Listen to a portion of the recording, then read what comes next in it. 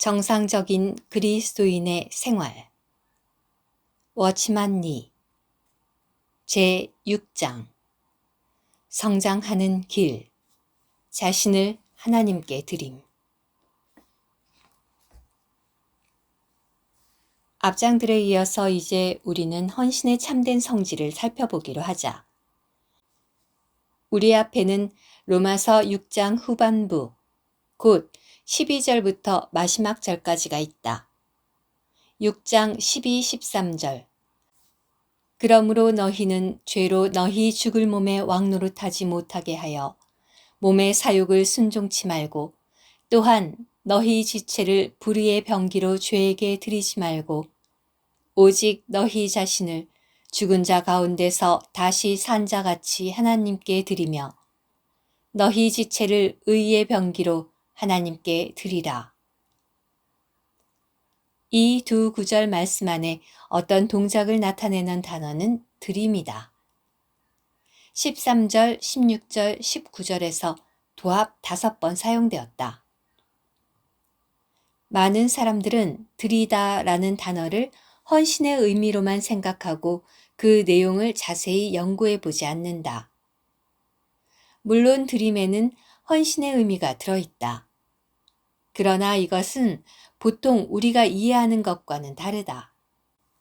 여기서 말하는 것은 우리 옛사람과 그 기능과 지혜와 힘과 기타 재능을 주님이 사용하시도록 그분께 드리라는 뜻이 아니다.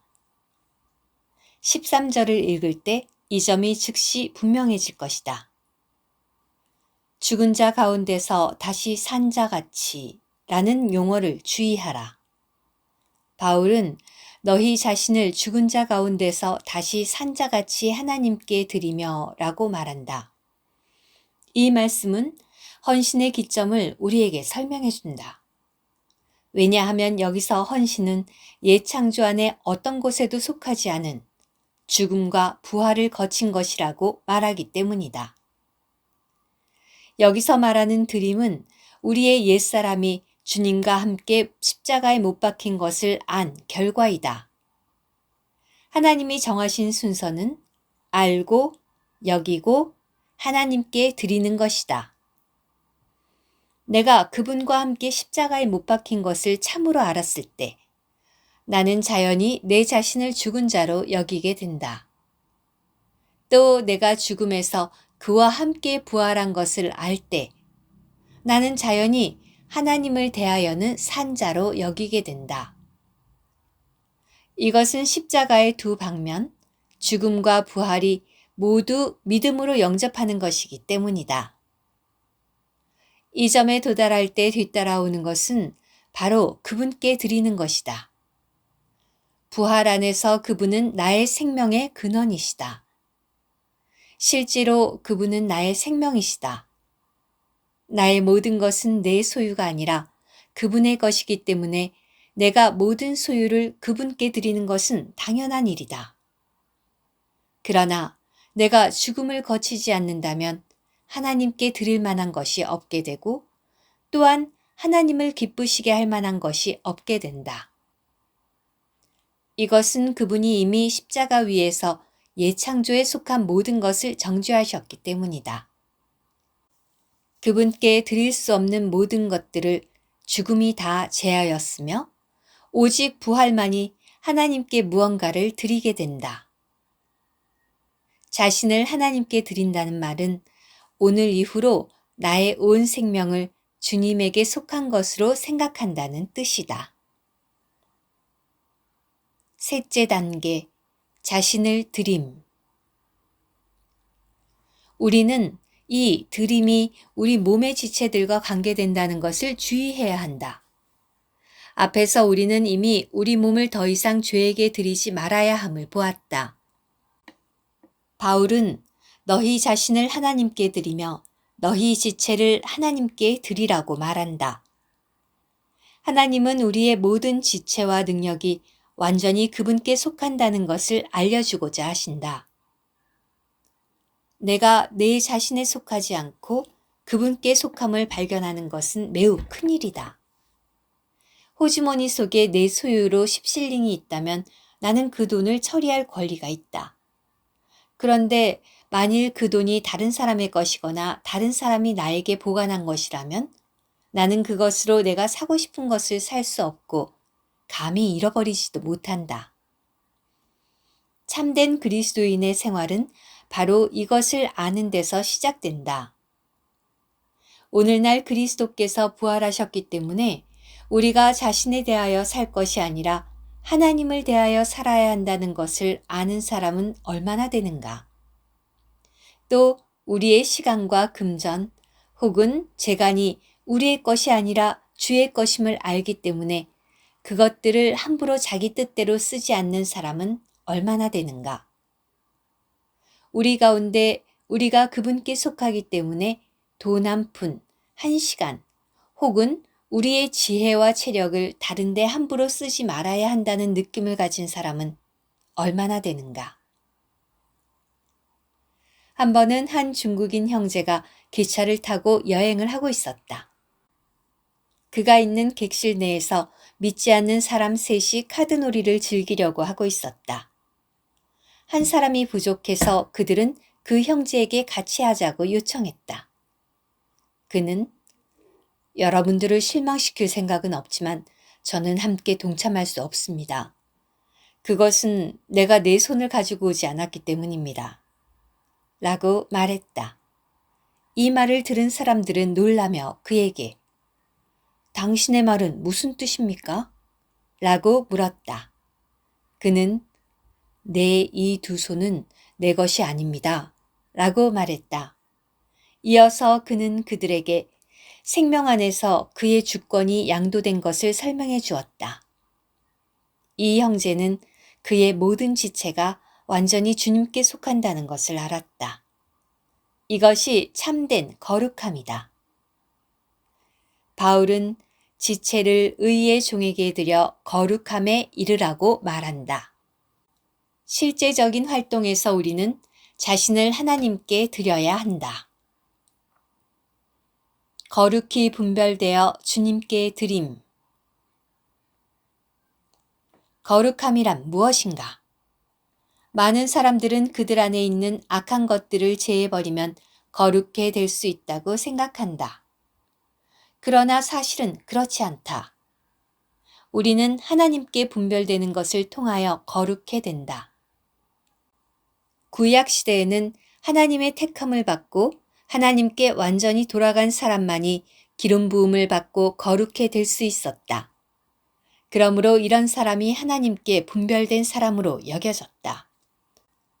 심지어 생물이나 물질적인 것들, 예컨대 어린 양이나 성전 안의 금까지도 같은 방법으로 거룩해 될 수 있었다.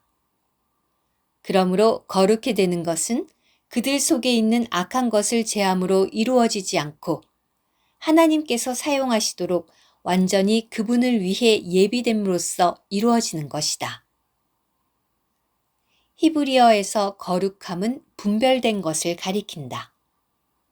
참다운 거룩은 여호와께 거룩인 것이다. 내가 나 자신을 전적으로 주님께 드리는 이것이 바로 거룩이다. 자신을 주님께 드리는 것은 바로 자신이 완전히 그분의 소유임을 시인하는 것이다. 이렇게 자신을 주님께 드리는 것은 여김과 같이 확실한 것이다. 우리 일생 중에서 우리 자신을 자신의 손에서 그분의 손으로 넘기는 날이 필요하다.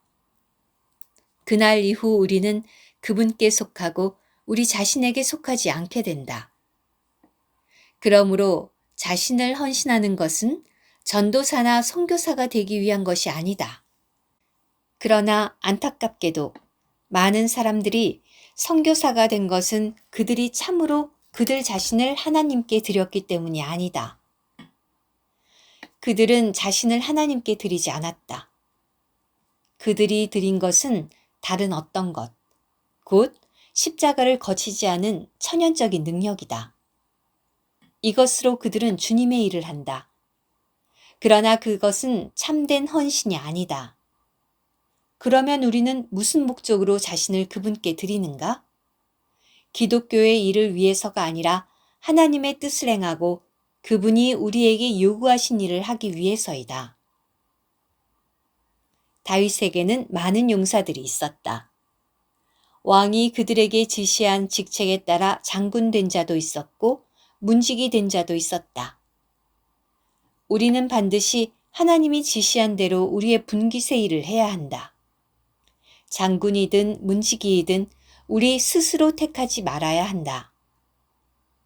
당신이 그리스도인이라면 하나님께서 당신에게 정한 길이 있는 것이다. 곧 디모데후서 4장 7절에서 바울이 말한 달려가야 할 길이 있는 것이다. 하나님은 다만 바울을 위하여 그가 달려갈 길을 정하셨을 뿐 아니라 또한 모든 그리스도인이 가야 할 길을 정해 놓으셨다. 모든 사람은 하나님께서 그에게 정하신 길을 알아야 하고 또한 그 가운데서 행해야 한다. 이것은 매우 중요한 일이다. 우리는 응당 주님께 주여, 당신이 나를 위해 정하신 길을 알고 그 안에서 행하고자 하는 갈망을 위하여 내 자신을 당신께 드립니다. 라고 말해야 한다. 이것이 참된 헌신이다. 우리 일생의 종착지에서 바울과 같이 달려갈 길을 다 마쳤다고 말할 수 있다면 우리는 얼마나 축복을 받은 사람인가. 나는 일생의 종착지에 이르러 우리가 걸어온 길이 잘못된 길임을 발견하는 것보다 더 비참한 일은 없다고 생각한다. 이 땅 위에서 우리의 생명은 오직 하나이며 우리가 기뻐하는 대로 행할 수 있다. 그러나 만일 우리가 자신의 기쁨을 구한다면 우리의 생활은 결코 하나님을 영화롭게 할 수 없다. 나는 어떤 경건한 그리스도인으로부터 나 자신을 위하여는 아무것도 원하지 않는다. 그러나 하나님을 위하여는 모든 것을 원한다. 고 말하는 것을 들은 적이 있다. 당신은 하나님 외에 어떤 것을 원하는가? 아니면 하나님의 뜻을 중심 삼는 것이 당신의 갈망인가? 당신은 진심으로 하나님의 뜻이 당신에게 선하시고 기뻐하시고 온전하시다고 말할 수 있는가? 여기에 문제는 우리의 의지이다. 우리의 강인하고 고집센 의지는 반드시 십자가로 보내야 하고 우리 자신은 주님께 온전히 드려져야 한다. 만일 우리가 천을 재봉사에게 주지 않았다면 우리는 결코 그가 우리를 위하여 옷을 만들어 주기를 바랄 수 없다. 우리가 건축 재료를 건축자에게 주지 않았다면 결코 그가 우리를 위하여 집을 지어주기를 바랄 수 없다. 같은 원칙으로 우리가 우리 생명을 하나님께 드려서 그분이 우리 안에 사시도록 하지 않는다면 우리는 결코 그분이 우리 안에서 그분의 생명을 살아 나타내시기를 바랄 수 없다. 우리는 아무런 보류나 다툼이 없이 그분께 자신을 드려 그분의 인도를 따라야 한다. 내가 다시 말하거니와 자신을 하나님께 드리라. 종인가 노예인가? 우리가 아무런 보류함 없이 자신을 하나님께 드린다면 가정에서나 일에서나 교회 안에서의 관계에 있어서나 우리 개인의 견해에 있어서 많은 조절이 있게 된다. 하나님은 우리가 우리 자신의 어떤 것을 보류하는 것을 허락하지 않으신다. 그분의 손가락은 한 가지 한 가지 그분의 것이 아닌 것들을 지적하시면서 이것들을 제해버리라고 말씀하실 것이다. 기꺼이 이렇게 하겠는가? 하나님께 대항하는 것은 어리석은 것이다. 그분께 순복하는 자가 지혜롭다. 우리는 많은 사람들이 여전히 하나님과 다투고 있다는 것을 인정한다. 그분이 어떤 것을 원하실 때 우리는 종종 다른 것을 원한다. 많은 일에서 우리는 우리의 평강을 잃어버릴까봐 무엇을 연구하고 기도하고 생각할 담력을 갖지 못한다. 비록 우리가 이런 문제에서 탈피할 수 있을지라도 우리가 이렇게 할 때 우리는 하나님의 뜻을 멀리하게 된다. 쉽게 우리는 하나님의 뜻에서 벗어난다. 그러나 다만 우리 자신을 그분께 맡기고 그분의 뜻에 따라 그분이 우리를 다루시도록 하는 것이 복된 일임을 기억하라. 우리가 종종 자신이 하나님에게 속하고 우리 자신에게 속하지 않는다는 느낌을 갖는다면 이것은 너무나 좋은 것이다. 세상에서 이것보다 더 귀중한 것은 없다. 이런 느낌이 나로 하여금 하나님의 끊임없는 임재를 느끼게 하며 그 이유가 매우 분명하다. 만일 내가 그분의 임재를 느끼려 한다면 나는 반드시 그분께 점유되었다는 느낌을 가져야 한다. 내 몸에서 그분의 주권이 일단 세워지면 나는 나 자신의 유익을 위하여 무엇을 할 담력을 갖지 못하게 되는데 이는 내가 그분의 전적인 소유이기 때문이다. 너희 자신을 종으로 들여 누구에게 순종하든지 그 순종함을 받는 자의 종이 되는 줄을 너희가 알지 못하느냐. 로마서 6장 16절. 여기서 말한 종은 사실상 노예이다. 6장 후반부에서 이 단어가 수차 언급되었다. 종과 노예는 어떤 차이가 있는가? 종은 다른 사람을 섬길지라도 그가 섬기는 사람에게 자기의 주권을 양도하지 않는 사람이다. 만일 그가 자기 주인을 좋아하면 그를 섬길 수 있고 싫어하면 다른 주인을 찾을 수 있다. 그러나 노예는 그렇지 않다. 노예는 다른 사람의 종일 뿐 아니라 또한 다른 사람의 소유물이기 때문이다. 나는 어떻게 해서 주님의 노예가 되었는가? 그분 편에서는 그분이 나를 사신 것으로 말미암고 내 편에서는 나 자신을 그분께 드린 것으로 말미암는다. 하나님께서 나를 구속하셨으므로 나는 그분의 소유이다. 그러나 만일 내가 그분의 노예가 되려고 한다면 반드시 자신을 그분께 기꺼이 드려야 한다. 왜냐하면 그분은 강요하시지 않기 때문이다. 오늘날 많은 그리스도인의 문제는 바로 우리에게 하나님께서 요구하시는 바에 대한 충분한 관념이 결여되어 있는 데 있다. 그들은 쉽게 주여 무엇이든 당신께 드리기 원합니다. 라고 말한다. 당신은 하나님께서 당신의 생명을 원하신다는 것을 아는가? 당신이 언제나 좋아했던 이상과 강한 의지와 소중한 관계와 좋은 일들을 모두 버려야 한다. 그러므로 당신이 이렇게 하기로 뜻을 세우지 않았다면 자신을 하나님께 드리지 말라. 당신이 헌신을 엄숙한 것으로 보지 않을지라도 당신에 대해 하나님은 진지하시다는 것을 알아야 한다. 갈릴리의 소년이 주님께 떡을 드렸을 때 주님은 그 떡을 어떻게 처리하셨는가? 그분은 그것을 떼셨다. 하나님은 그분에게 드린 것을 항상 파쇄하신다. 그분이 받으신 것들에 대해 그분은 파쇄하신다. 그러나 그분은 그것을 파쇄하신 후에 축복하시고 그것으로 사람의 필요를 만족시키신다. 당신이 자신을 주님께 드린 후에 그분은 당신이 그분에게 드린 것을 파쇄하기 원하신다. 이때 모든 것이 뜻에 맞지 않는 것 같고 결국 당신은 하나님의 방법에 대해 따지고 원망하게 된다. 만일 당신이 여기 머문다면 당신은 파괴된 그릇이 된다. 즉, 세상에 대해 당신은 무용지물이 된다. 이는 당신이 이미 너무 멀리 왔고 세상은 당신을 쓸 수 없게 되었기 때문이다. 또한 하나님께 대하여도 당신은 무용지물이 된다.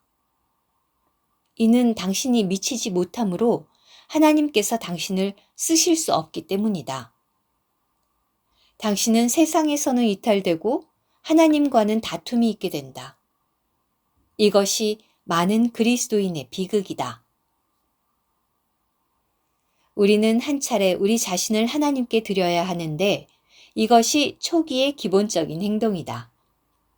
그런 다음 우리는 하나님께서 우리를 어떻게 사용하시든지 그분을 찬미하고 받아들이며 육체와 상반된 인도에 대하여도 원망하지 않도록 매일매일 헌신해야 한다. 나는 주님께 속함으로 더 이상 나를 내 소유로 여기지 않고 도리어 범사에 그분의 권리와 주권을 시인한다. 이것이 하나님께서 요구하시는 태도이고 이러한 태도를 유지하는 것이 참된 헌신이다. 나는 선교사나 전도인이 되기 위해 자신을 헌신하지 않는다. 도리어 나는 하나님의 뜻을 행하기 위하여 내 자신을 그분께 드린다. 내가 학교에 있든 사무실에 있든 혹은 주방에 있든 나는 그분이 정하신 모든 것을 가장 좋은 것으로 여긴다. 이는 그분에게 완전히 속한 사람에게만 가장 좋은 것이 임하게 되기 때문이다. 우리가 더 이상 우리 자신에게 속하지 않는다는 것을 끊임없이 느낄 수 있기를. 아멘.